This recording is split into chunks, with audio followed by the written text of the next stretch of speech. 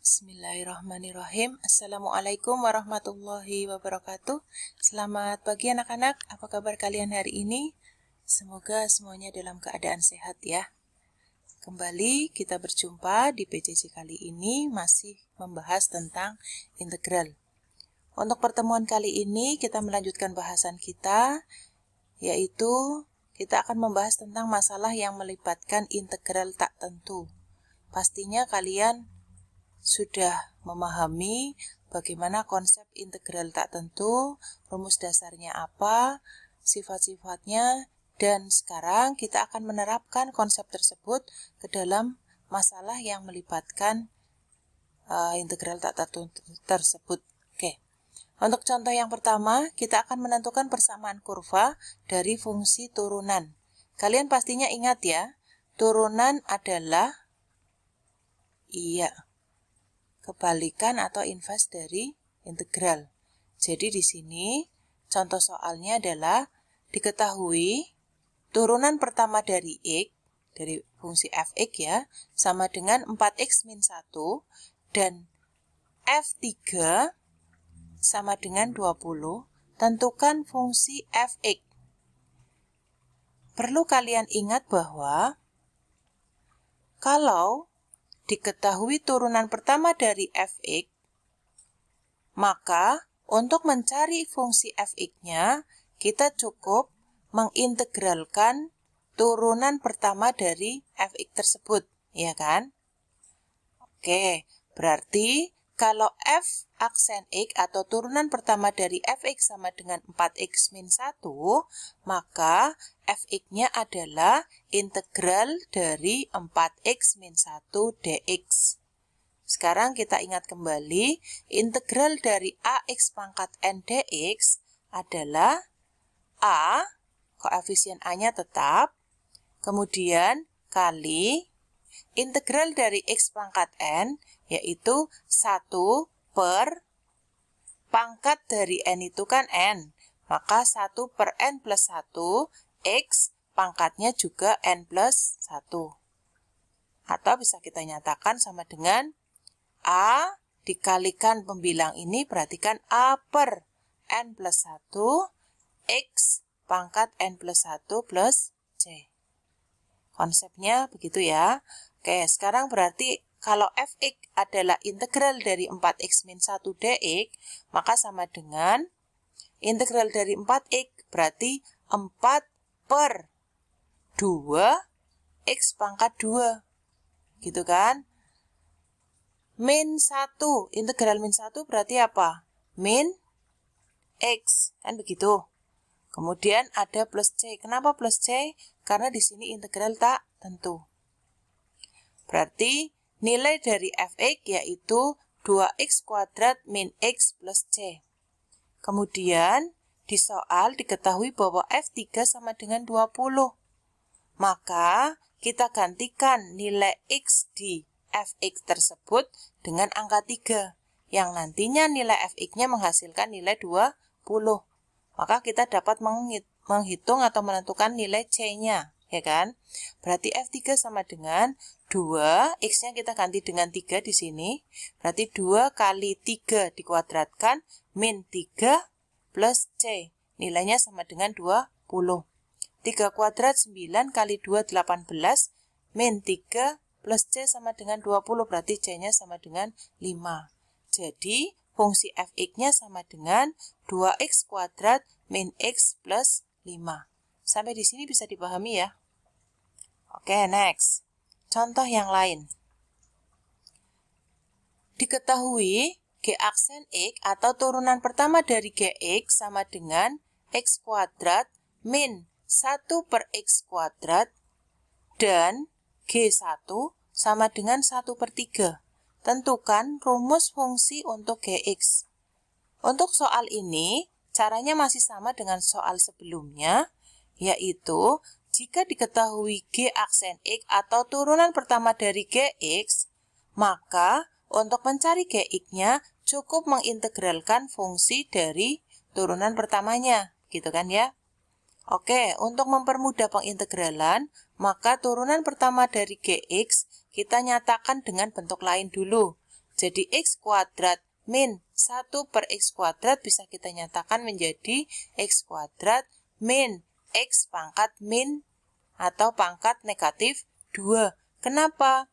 Karena 1 per X kuadrat, kalau kita naikkan pangkatnya, maka jadi pangkat bulat negatif, kan? Ya, ingat pelajaran eksponen. Oke, sekarang berarti untuk menentukan GX, kita nyatakan dengan integral dari G aksen X. G aksen X-nya berapa? X kuadrat min X pangkat min 2.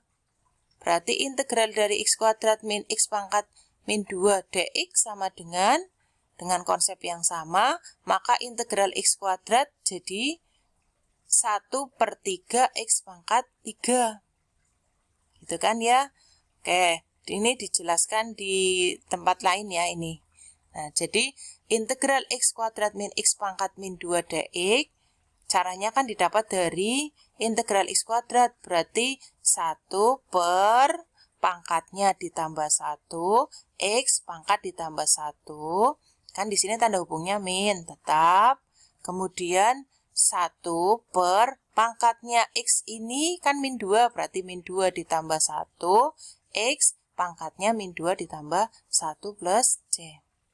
Kita sederhanakan jadinya 1 per 3 X pangkat 3, tanda hubungnya masih min, kemudian yang ini kita masukkan dalam kurung ya, berarti 1 per min 2 ditambah 1 kan min 1, berarti 1 per min 1, X pangkat min 1 plus C. Maka kita nyatakan 1 per 3 X pangkat 3, kan di sini 1 dibagi min 1 kan berarti min 1, atau dengan kata lain min X pangkat min 1. Tanda hubung di luar ada min, maka jadinya plus X pangkat min 1 plus C. Kita bisa sederhanakan lagi jadi 1 per 3 X pangkat 3 plus X pangkat min 1 bisa kita rubah jadi 1 per X plus C. Gitu ya. Jadi ini adalah GX-nya. Nah, diketahui di soal bahwa G1 sama dengan 1 per 3. Berarti X ini kita masukkan nilai 1 ya. Kemudian nanti nilai hasil di GX-nya adalah 1 per 3. Berarti 1 per 3, yang X ini kita ganti dengan 1. Berarti 1 per 3 kali 1 pangkat 3. Tambah 1 per X-nya kan 1 plus C. Nilainya sama dengan 1 per 3. Untuk lebih mudahnya bisa, ini kan 1 per 3. 1 per 3 yang ini digeser atau pindah ruas ke sana. Berarti 1 per 3 min 1 per 3. 1 juga pindah ruas jadi min 1. Maka C-nya adalah min 1. Maka GX-nya sama dengan, ya kita sederhanakan berarti jadinya X pangkat 3 per 3 plus 1 per X. C-nya min 1. Berarti min 1. Gitu. Oke, sampai di sini bagaimana? Oke, kita beri latihan contoh soal yang lain. Sekarang kalau kaitannya dengan kecepatan dan percepatan, kalian sudah pernah mempelajari materi ini di pelajaran fisika ya. Oke, kalau kita terapkan integral ini untuk menghitung kecepatan dan percepatan, di sini ada sebuah hubungan. Apabila fungsi ST menyatakan jarak suatu partikel setelah waktu T dan kecepatannya VT serta percepatannya AT, maka VT atau kecepatan adalah turunan pertama dari jarak dan percepatan adalah turunan pertama dari kecepatan atau percepatan adalah turunan kedua dari jarak. Ini konsepnya harus kalian ingat ya. Kalau ada contoh begini, diketahui kecepatan suatu benda adalah VT sama dengan 6T kuadrat min 8T, dan posisi benda pada jarak 5 untuk T sama dengan 0, tentukan rumus fungsi jarak ST. VT sudah diketahui atau kecepatannya sudah diketahui 6T kuadrat min 8T, di mana kecepatan adalah turunan pertama dari jarak. Maka kalau kita pengen menentukan jarak, tinggal kita integralkan kecepatannya, gitu kan? Berarti integral dari 6T kuadrat min 8T dt, karena di sini dalam fungsi T ya, adalah berapa? Iya, 6T kuadrat kalau diintegralkan jadi 2T pangkat 3, min 8T kalau diintegralkan jadi min 4T kuadrat. Kemudian ada plus C karena tak tentu. Kemudian kita masukkan berapa? Jaraknya 5 untuk T sama dengan 0. Berarti T-nya kita ganti 0, nilai ST-nya adalah 5. Gitu ya. Berarti 2 kali 0 pangkat 3 min 4 kali 0 pangkat 2 plus C nilainya 5. Berarti C-nya sama dengan 5. Maka fungsi ST-nya adalah 2T pangkat 3 min 4T kuadrat plus 5. Gitu. Oke, contoh lain. Ini soalnya. AT atau percepatannya sudah diketahui 24T plus 10. Kalian disuruh menghitung kecepatan partikel pada T sama dengan 10 jika kecepatan partikelnya itu adalah 1303.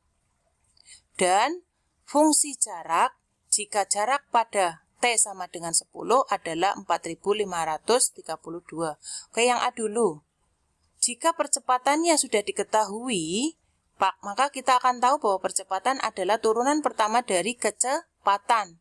Maka kalau kita mau mencari kecepatan, cukup mengintegralkan percepatannya, gitu kan? Berarti integral dari 24T plus 10 berapa? 12T kuadrat plus 10T plus C. Dan kemudian kalau T-nya sama dengan 10, nilai kecepatannya 1303, berarti T-nya kita ganti 10. Ya, 12 kali 10 kuadrat plus 10 kali 10 plus C, nilai kecepatannya 1303. Maka C-nya bisa kita temukan sama dengan 3.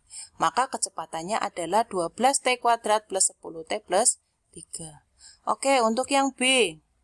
Kalau B diketahui kecepatan diketahui, maka untuk menghitung jarak adalah mengintegralkan kecepatan. Berarti integral dari 12T kuadrat plus 10T plus 3 dt adalah 4T pangkat 3 plus 5T kuadrat plus 3T plus C. Maka jika saat T-nya sama dengan 10, jaraknya 4532, maka T-nya kita ganti 10. Maka hasil C-nya adalah 2. Oke, silakan dipahami ya. Kalian pahami sendiri, kalian coba terus banyak berlatih biar semakin lihai untuk bisa menerapkan konsep integral dalam berbagai masalah yang melibatkan integral tak tentu. Kiranya cukup sekian. Jika ada pertanyaan atau ada hal yang kurang bisa dipahami, bisa kalian tanyakan. Terima kasih. Kurang lebihnya mohon maaf. Wassalamualaikum warahmatullahi wabarakatuh.